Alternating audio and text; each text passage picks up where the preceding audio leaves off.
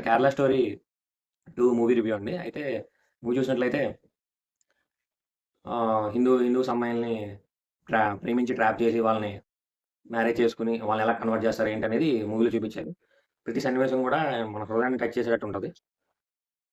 ఒకటేంటంటే ఆ సన్నివేశాలు చూసేటప్పుడు మనం భావోద్వేగాలకి గురవుతాం. బాధ చాలా బాధ అనిపిస్తా ఉంటది. కళ్ళల్లో నీళ్ళు తిరిగే సన్నివేశాలు ఎన్నో చూసా. నేను చూసినప్పుడైతే literally last half an hour అయితే కళ్ళల్లో నీళ్ళు తిరిగిపోయి ఇక సినిమాలో ఇన్వాల్వ్ అయిపోయి ఏమంట క్యారెక్టర్‌ని ఒక తి తిట్టే సిట్యుయేషన్ వచ్చేసింది. ఏం తిడుతున్నానో నాకే తెలియలేదు. బాగా కనెక్ట్ అయిపోయా మూవీకి. అలా ఉంది. అంత బాగుంది మూవీ.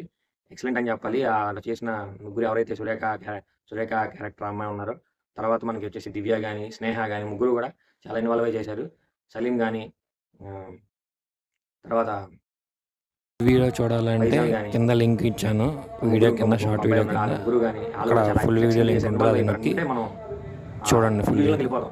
వాళ్ళు చేసే యాక్టింగ్ గాని, ఆ సిట్యుయేషన్